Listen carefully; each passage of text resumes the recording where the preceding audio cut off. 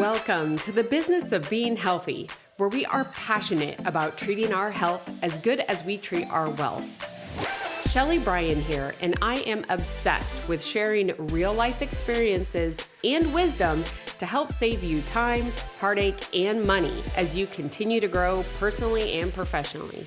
Twice a week, we push aside that BS to take massive intentional action. And I promise by tuning in, you will receive the straightforward talk you've been waiting for, filled with actionable steps that will inspire you to achieve the health and wealth you desire while you are building your empire.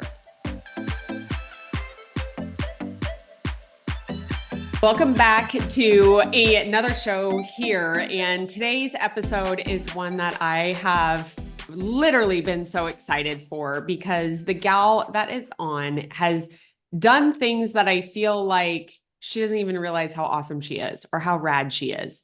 And I absolutely love just the mindset that she had. The first time that we ever had lunch together, she just really struck me as someone that I could see Reese, my daughter, coming into, and the relationships and the way that she tackles challenges and failures and just opportunities, I don't think is talked about enough. So I am very excited to have Taylor Archer on the show today, who Taylor and I met at the Foundress and quickly became a huge fan of not only her jewelry line, but like I said, all of her mindset and the way that she approaches her business. She is a multi-passionate entrepreneur that just has like this passion that you can't find everywhere. And we're going to dive into your background and a lot of good, juicy stuff today. So Taylor, welcome and thank you for joining. Yay, Sheley. Thank you so much for having me. I'm so excited for today. Yes, this is going to be a good one. Okay. So let's dive in here because I love kind of like your backstory and just how you were on the other end of the country and then how you came back and all of that. So I'd love for you to just share a little bit of kind of where your whole story started and like your store at ASU that you launched before social media was really even a thing. Totally. Yeah. So I always love to start with like me at 6 years old and then me jump to when I was 18 years old, because I think it paints a really good picture of like, there's some people that are just born and bred entrepreneurs. And like, I truly think I am one of those. Like, when I was 6 years old, my dad loves to tell this story of us being on our like annual family trip to Mexico, and kids would run around selling these little gums. They're called chiclets. And I begged my dad the entire trip. I was like, please buy me an entire box of chiclets. And he was probably just like, yeah, this kid just wants all this gum. Like, she doesn't need it, whatever. So the last day we're there, he buys me a whole box of gum and I start running out the door of the gas station. He's like, where do you think you're going? I'm like, I'm going to sell the gum. I want to make my own money. I'm going to go sell the gum. And he was like, okay, we know what this kid's going to do with their life, kind of thing. So I literally had 9 million business ideas from through middle school and high school, and tried to start a nonprofit when I was 14 and all this stuff, but was always just such a big ideas person. And my parents really gave me the platform and the belief in me that like, you can literally do anything, and like failure is going to be a part of it, and really put your mind to it and, come up with business plans and just try everything. So the first real business that I launched was when I was a summer going into my sophomore year of college. I was going to ASU at the time studying metalworking, and my sister and I opened a clothing store on Arizona State University's campus called Shop Olive U. It's OLIVEYOU.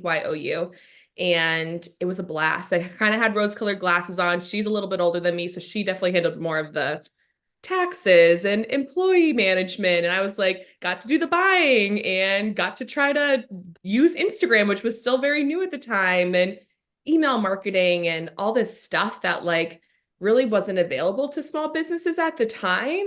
And I remember us having to hire a web developer to actually build a website because there wasn't a Shopify or a Wix or anything like that at the time. And I fell in love with the brand creation, the content creation, the finding ways to not only reach the girls on ASU's campus, but reaching people in New Jersey or California or Florida or wherever it was. It was a really interesting challenge for me, and still really got to flex my creative brain. And I just loved it. So 3 years in, I had just graduated. My sister already had my first nephew, but was looking to grow her family. And so we decided not to re-sign our lease. And we went our separate ways. And she now owns a spray tan business, and I started a digital marketing agency.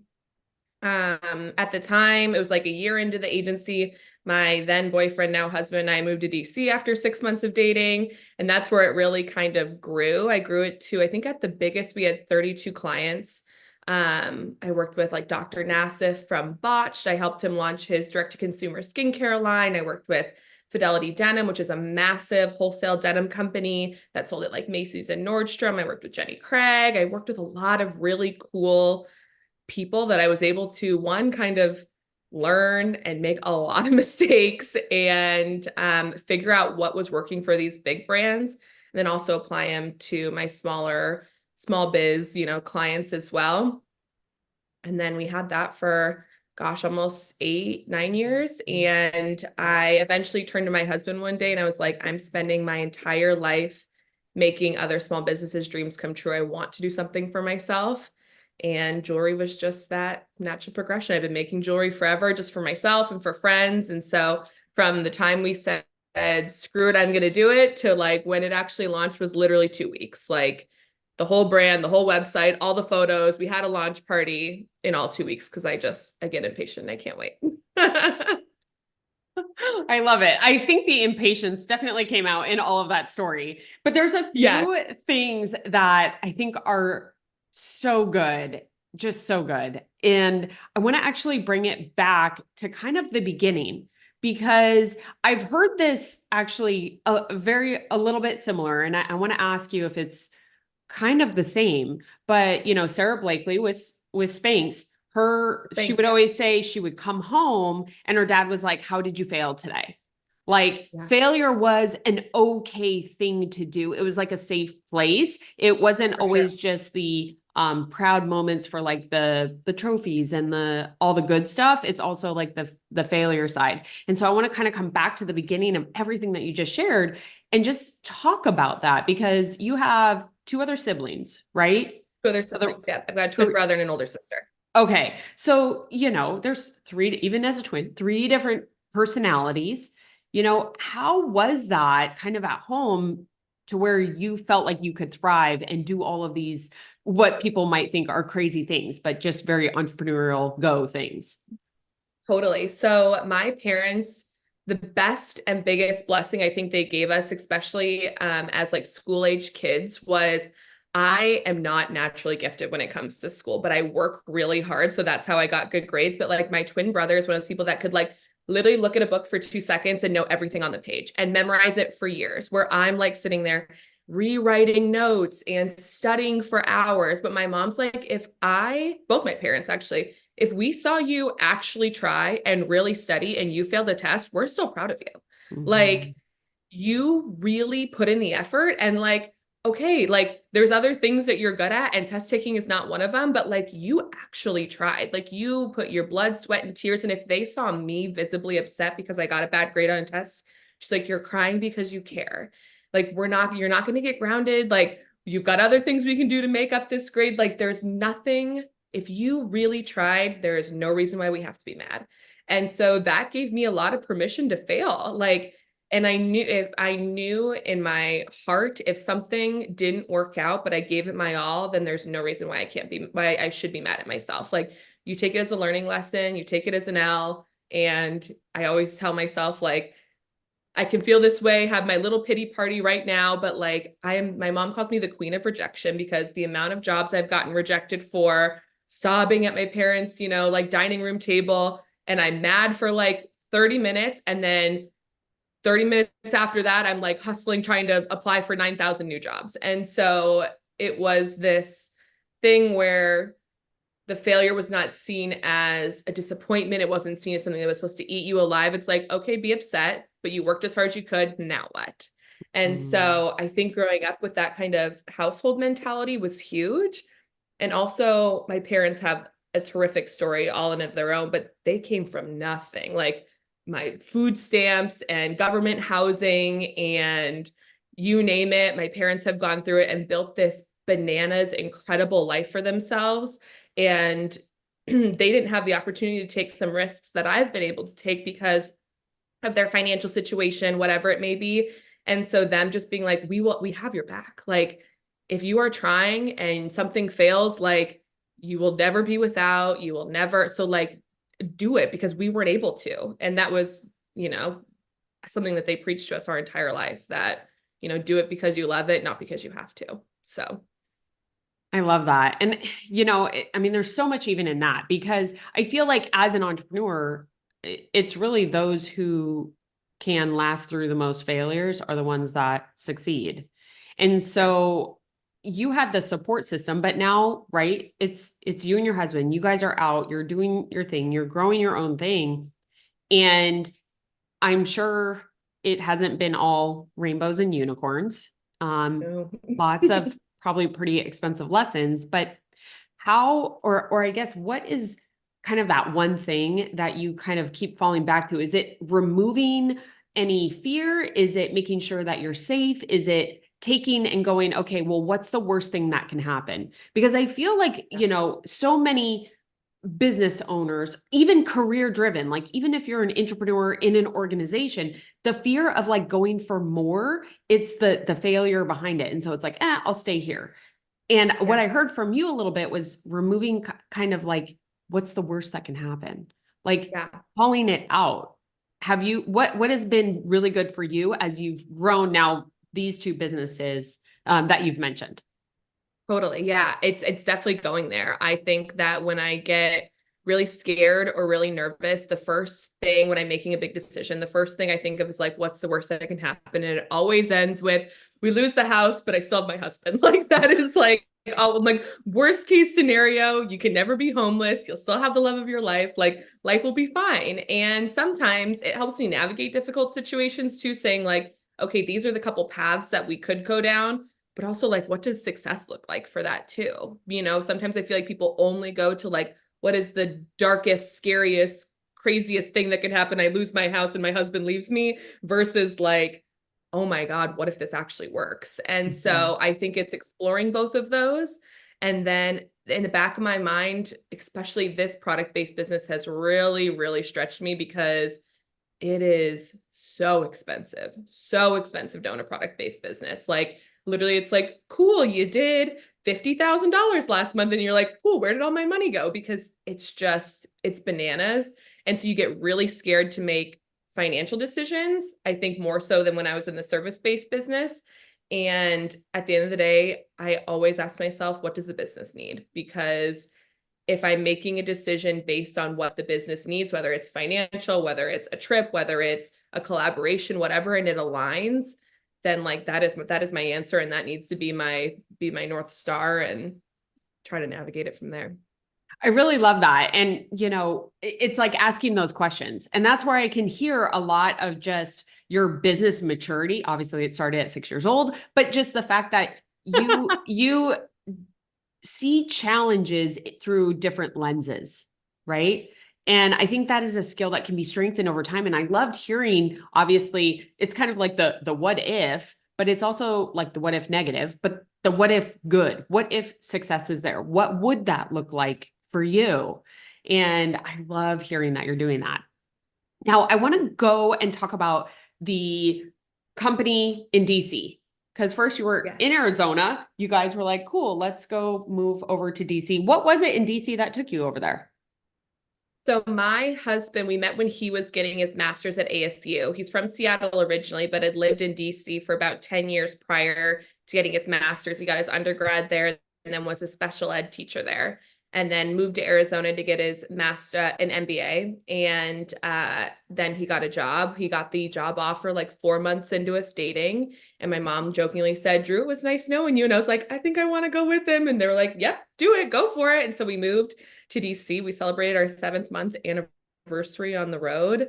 And I went there with no job and no clients in DC. I had 2 like very small clients in Phoenix. One of them I had 3 here. One was a bigger client of mine that I wasn't able to take with me because I needed to be in Phoenix for. So I was working with 2 dental offices in Gilbert, were the only 2 clients that I had when I moved to DC.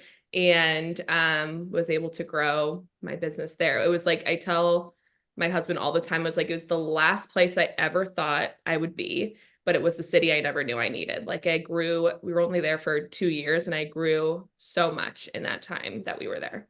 Well, what was it that had you grow while you were there? Like, what was it about moving there? Because I am a huge believer. I just had this conversation with someone yesterday, is even like getting out of your office. Like what, Yeah. like go do some, I mentioned going to have a glass of wine, sit at the bar by yourself with a pad of paper and like go. So what was Yeah. it that spurred so much growth in DC for you?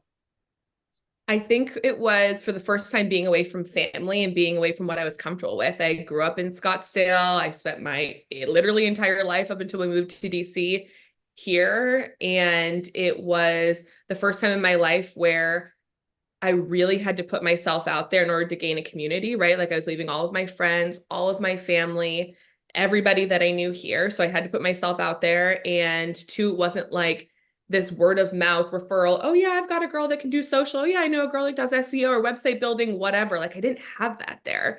And so I tell people all the time whenever I meet with people who are wanting to get into the digital marketing space or own a digital marketing agency, the best thing I did for myself was just apply for part-time internships or part-time jobs on LinkedIn that were social media focused, digital marketing focused. And I applied for a ton of them.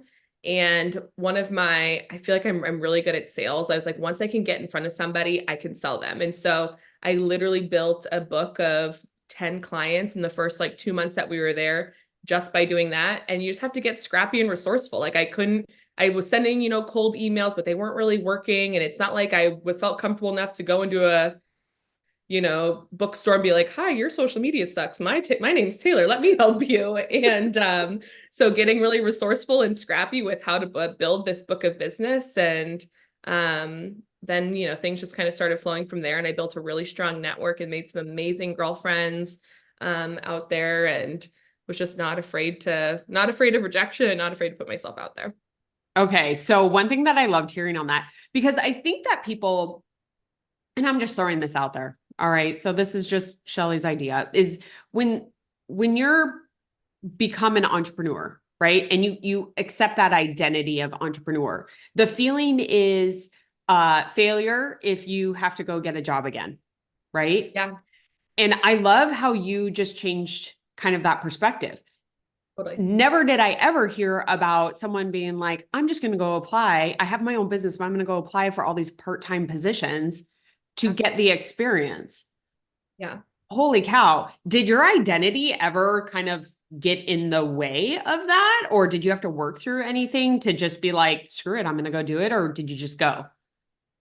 No, I don't think so. And really, like when I got in front of them, I pitched them as like, I'm starting this digital marketing agency. Here are all the benefits of why it's more beneficial to have somebody like me versus actually hiring a part-time, fresh out of college, or what in college person doing it. And I really sold my skill set. I knew how to sell just from like having the boutique and knowing like the cost of having actual employees. And like, I'm a contractor, you don't have to provide me X, Y, and Z, and I have so much more experience in the person that you're looking at on paper. And so why not let me bring you on as a client instead of having this employee-employer relationship? Because at the end of the day, like you're a small business owner, you don't have time to be managing somebody else. Like you don't want to be paying more in taxes than you need to be. So like there are a million reasons why you should choose me over, having somebody in-house that you have to micromanage and train and teach and do X, Y, and Z with.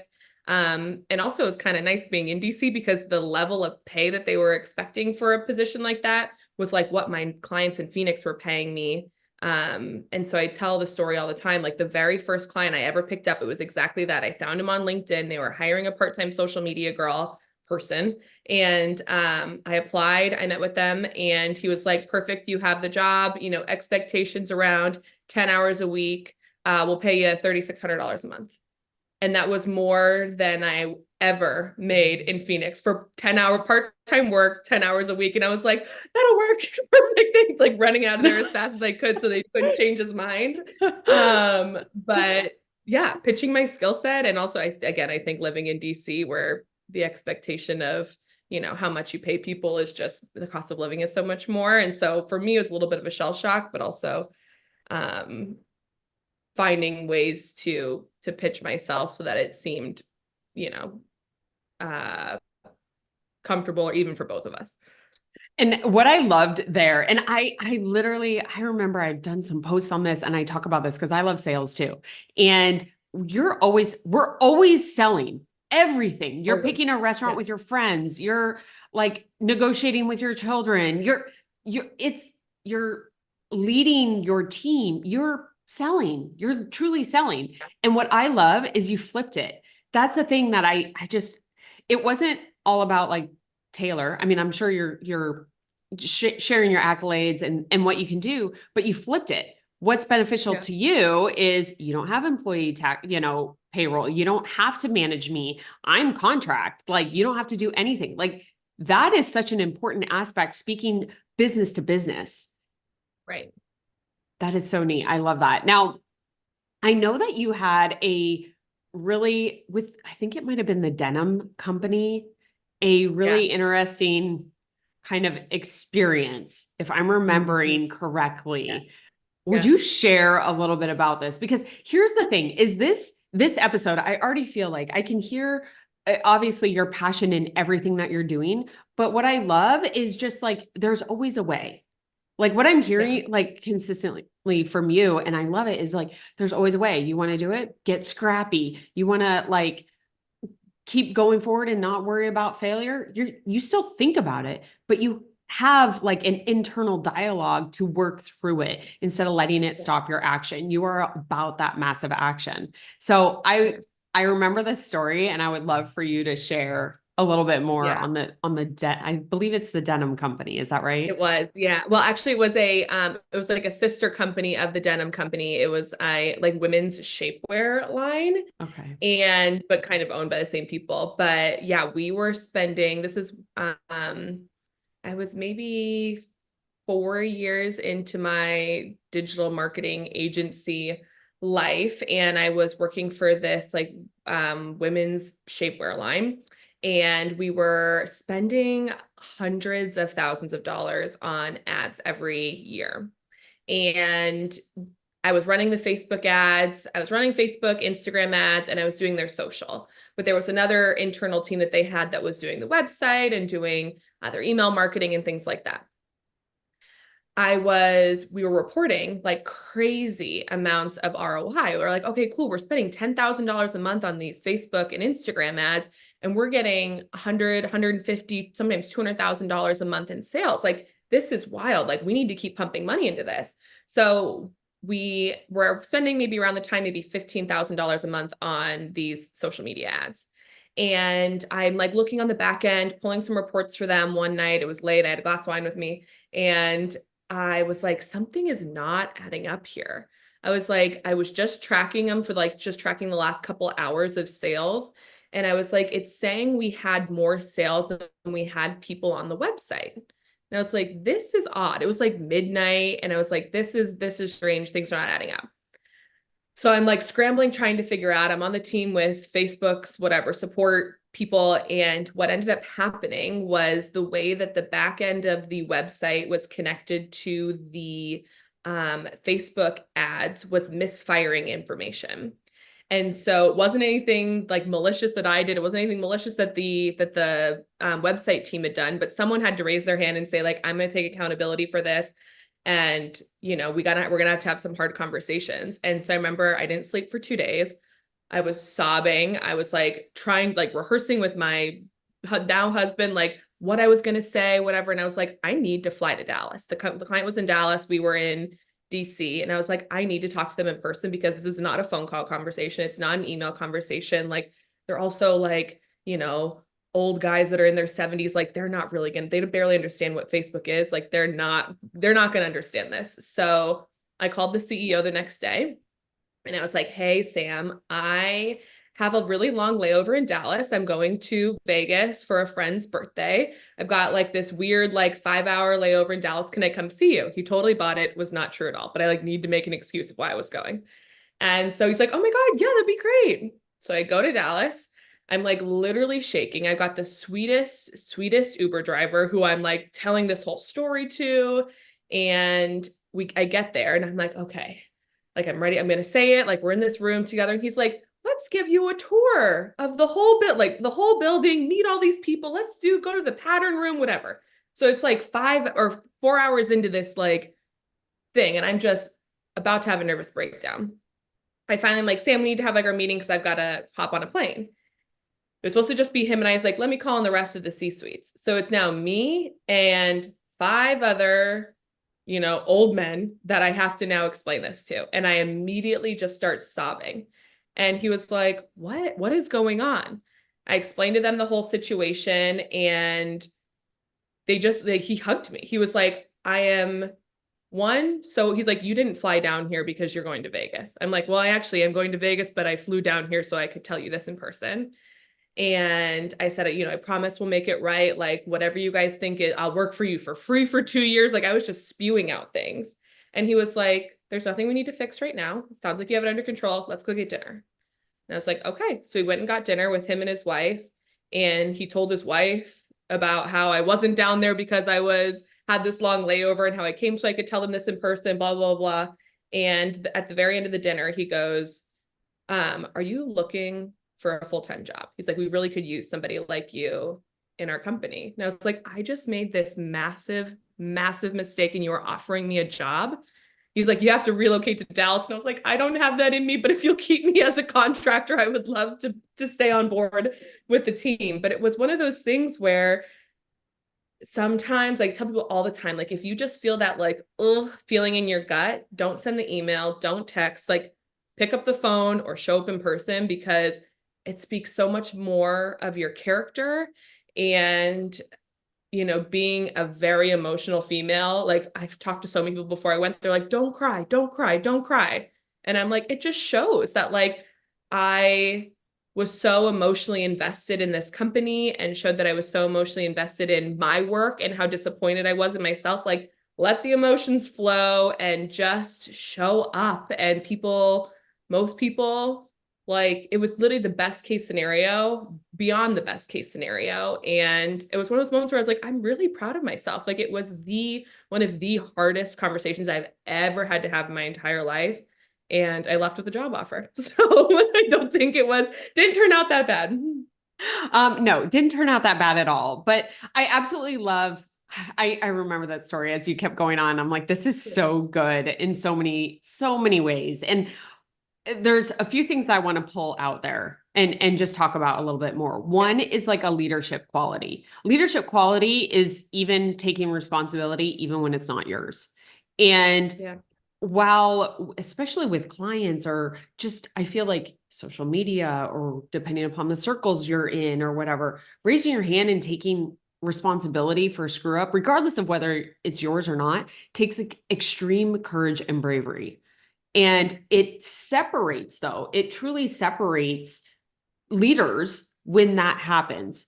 On a construction site, it's so funny. Chris and I joke all the time because everybody is pointing the finger. Everyone's like, oh, well, it's their fault. Oh, well, it's their, like, no one just wants to take it. And us as general, Chris is like, it's us. Like, at the end of the day, we're general. Yeah. Thank you. Yeah. It is us. Here's what we're going to do to fix it and move on, and it's also freeing, It totally is.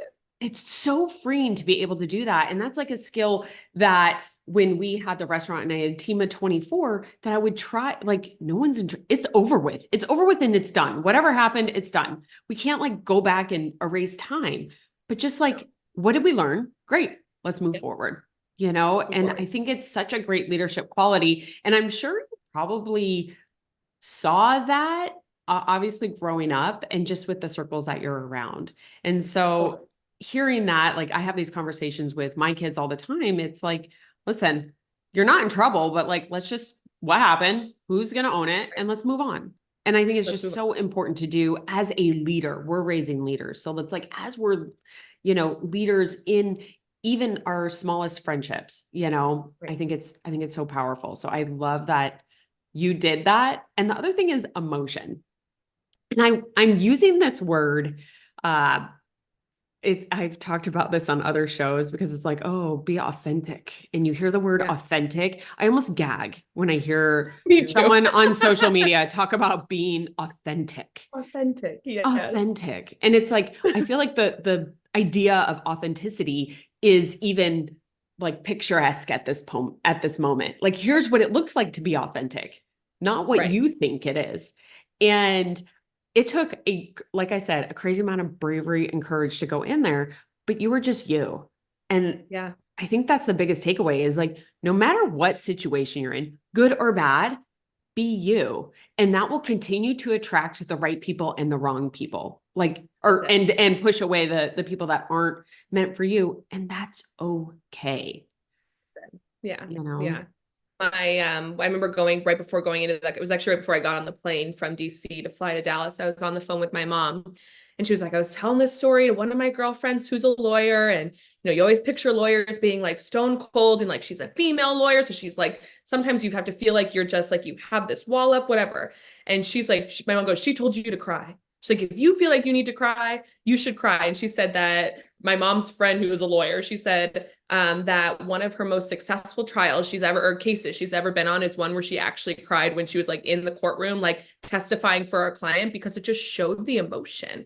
And she's like, you don't see lawyers doing that. Like lawyer handbook 101 says, don't cry in front of your client. Like, and she's like, and I did it. And it was one of the most successful cases I've ever been a part of because you're right. I was myself and I was showing my raw emotion and like, sometimes like getting the point across of like how deeply something matters to you or how deeply you feel about something.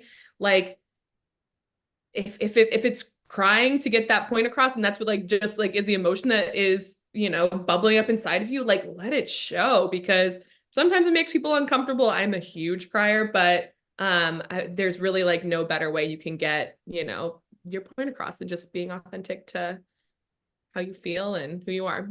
Yeah. And just like if it's like and it can be an emotion or it can be even words, right? For sure. Like saying how you feel, whether you express that physically, but it's like I feel like straight up crap right now. Here's what happened. It's and that's where I feel like I know in corporate, I always joke like I had a filter on all the time because that was not really welcomed. And it wasn't necessarily the crying, it was just saying things how they were rather than patting everybody on the back, For sure.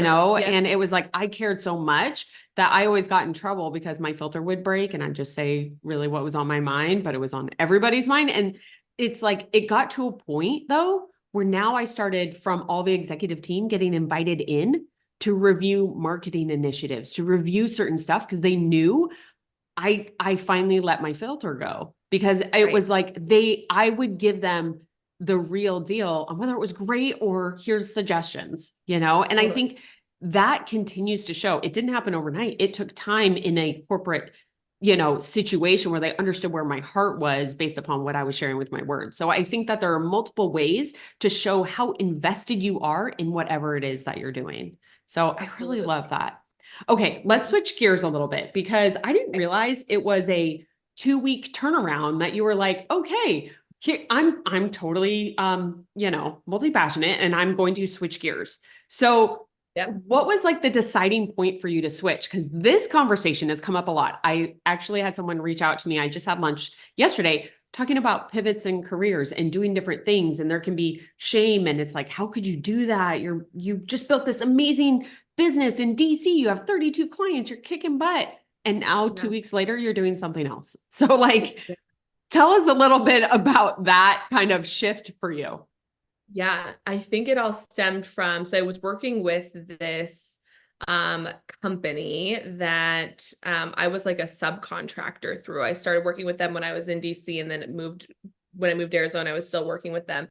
And the owner was just mean. I didn't like the way he ran business. I didn't like being associated with, being underneath him. And at the time we were building our house, my husband and I were building our house, we were living with my parents. And I told him, I was like, I'm done. Like, I cannot be treated like this. I literally like feel embarrassed putting my name next to yours because of the way that you treat people and the way that you treat, like, I need to separate myself from you.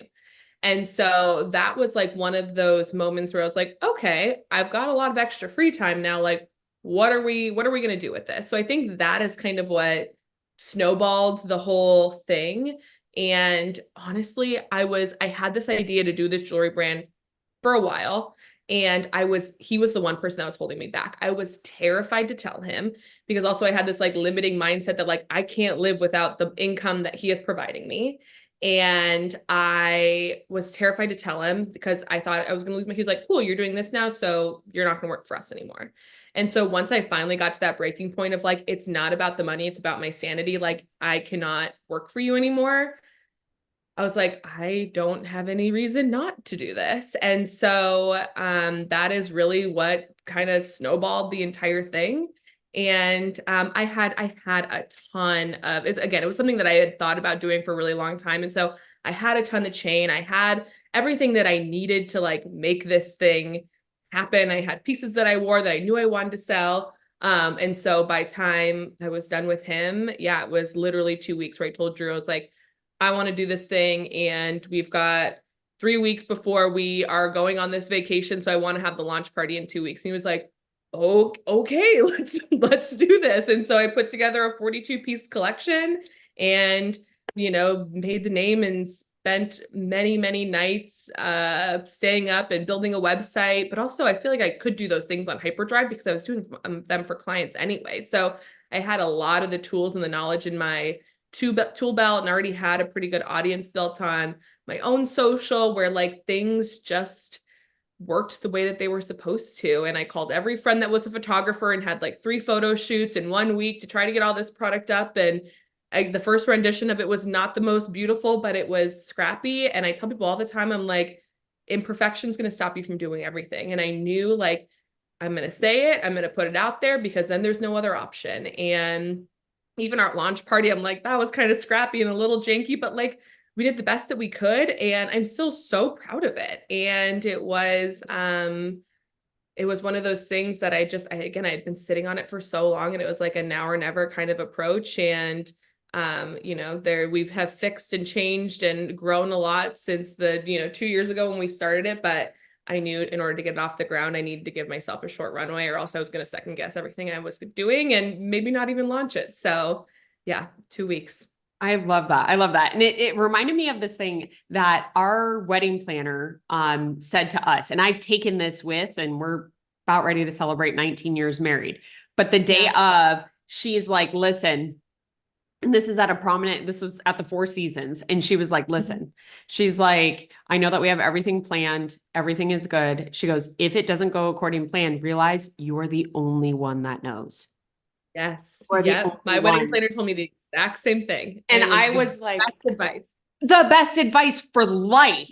Like not just literally the day, life. Yep. And it was like life. then I just kind of like, it was like I shed these like all this weight off my shoulders because you're like, totally. oh my gosh, there's this expectation and here's the wedding. We're at this location and we have all these people. I didn't even know half of them because my dad invited. Like, you know what I mean? Like I was like, yes. Oh my God. Like I had this expectation to show up and then I was like, F it. Let's go have some fun. Yeah, exactly. Yeah.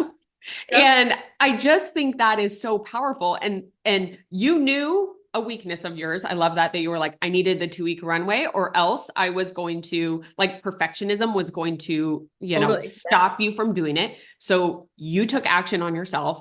And I love, and I know it's like, again, cliche, but that like imperfect action. I think that's for sure one thing that it's a skill. It is a skill taking that imperfect action, but I believe strengthen that based on everything that you shared today, just the bravery and courage. It's in the good times, in the bad times. It's just going for it, realizing what's the worst that could happen, what's the best that can happen. And no one knows whether it's perfect or imperfect but you. That's it. That's totally it. Yeah, I bet if you ask most people that were there at the launch party, they probably like, whatever, like, yeah, what's great. Then I was like, okay, half of our necks were like this, and our jewelry wasn't laying right, and the backdrop kept falling. But again, it's like things like just like make fun memories, and like you just can't be embarrassed by it. You're like, all of you guys are my friends, we're family, you're here to like support whatever. And you have like I would much rather start ugly and start then again be like, who knows if I would have even launched RAD right now if I, didn't give myself that runway and was still twiddling my fingers trying to make something so picture perfect. I love that. No, it's so true. It's so true in so many different areas of life. I mean, even with like my daughter and I like showing horses and doing all of Yeah. that, I tell her all the time, I'm like, the judge has no idea what you're feeling. So just go Nope. out there, show your horse. If you let them know, if you tell the judge based upon what you do that your horse is misbehaving, well, now like you aren't showing, you aren't just showing Yeah. up. And so I just love that. And I think it's something that we can strengthen again and again over time. So, Totally agree. okay, one thing I also want to just kind of call out here is the fact that so you went to ASU for metalworking, is that right? Metalworking, yes, yeah. Okay. Okay. So again, yet again, just like I love the fact that, we think and we make these decisions at a certain point in our life when we're very young, like what, Totally. degree are you going to get? And it's like, whatever. Like I was just like, I just want to graduate, period. Like, let That's me it. just get the Yeah. piece of paper and just say I Yep. did it. And, I love that you didn't go that way at all. Like you still No. enjoyed it for fun, but you didn't Yeah. use it. Yet now here we are. You just celebrated 2 years with RAD RAE being launched and Yeah. you're using your degree. Like, how Yeah. is that for you when you really like think about it, coming back to obviously your love, but like you're using your degree, all these different feelings I imagine have to be coming up. Totally. Yeah, and it's one of those wild things where it's like literally the reason why I got the degree, I went in as thinking I was going to go into art education. I'm dyslexic, I'm terrible with dates, so like memorizing when like what was happening in the Victorian area and all this, I was like I can't do this. I was like, and I don't think I have the patience to do it. But we were forced to take a 3D art class, one of our like prereqs freshman year, and I was like, I hate the way ceramics feels on my hands. The idea of being surrounded by sawdust and like a woodworking situation is not for me. Let's try this metals thing. And I really fell in love with my professor. She is just such a badass and she's so cool. And I really fell in love with the craft. I loved the tactile, making things with my hands. I loved making art that I could wear, and the confidence it gave me, and a multitude of things. And so I remember we signed the contract to open this clothing store the summer before my sophomore year of college. And I kind of had to decide, like, do you want to do art education? Do you want to do art history? Do you want to pursue this metal? Whatever it is. And so it's like, I'm going to do this metals thing. One, because it was kind of a necessity. Like, we didn't have any homework outside of class because you needed to be there with your torch and with your whole setup in order to actually work. We got out of school a week earlier than everybody, and we started a week later because there was no like syllabus week and we didn't have finals. And so really it just like made the perfect sense for me. Like I could go to school 2 days a week, not have homework, and get out early and get out early and start late. And so it's like, cool, I'm going to get a fine arts degree with a focus in metalworking. And my parents were like, whatever, like, sounds good. But the jewelry aspect of it was my favorite. We obviously did like large scale casting and we had to build like kinetic sculptures that were definitely more like art related. But the specialty that I found within that was stone setting and chain making.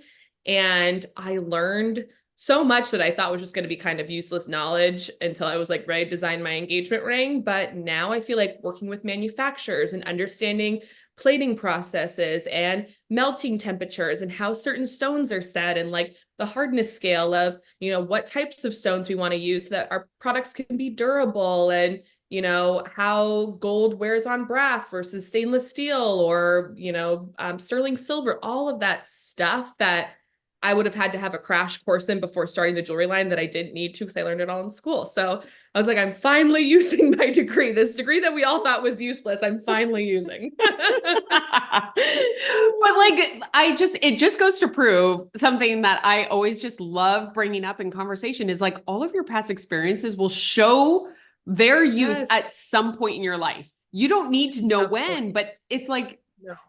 I don't know that what you've accomplished in 2 years with RAD and RAE, I don't know that you could have done that. You had the business savvy and knowledge to be able to do it. But because you have such like knowledge about metalworking and everything you just Right. mentioned, like you were leaps and bounds ahead of probably most other jewelry entrepreneurs, you know? Totally. Yeah, I love that. totally. I love Yeah, that. it's just Okay. funny. Life works in funny ways. It does. It does. You just have to keep going forward. That's it. Now you had mentioned because I love that you have the experience of service and product. You Mhm. have both. What do you like better? Oh What gosh. where are you finding like just a great groove? Which one? I think product. I think it's a lot more rewarding. And I find it's a different challenge for me. I've obviously like worked on like the marketing side of a lot of product-based businesses.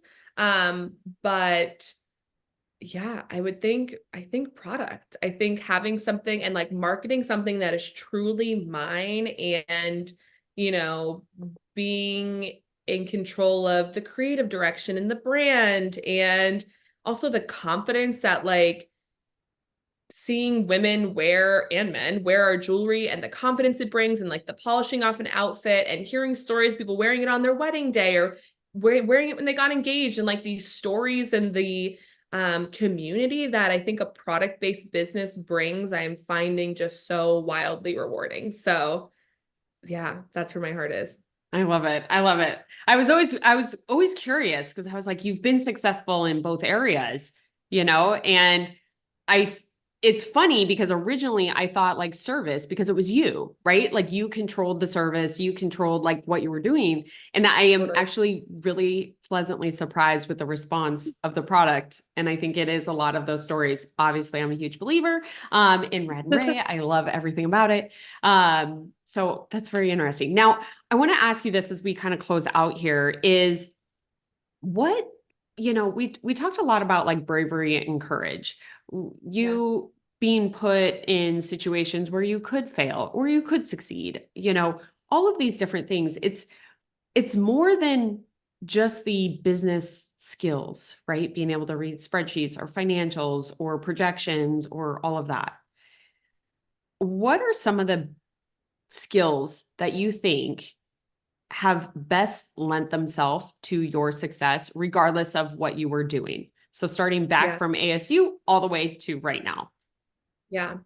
I would say the biggest thing I will tell people when going into business is your personality sells everything and treating people. I tell people all the time when we were training our new employee yesterday, I was like, you treat everybody who walks in here, everybody you interact with, like they are your best friend.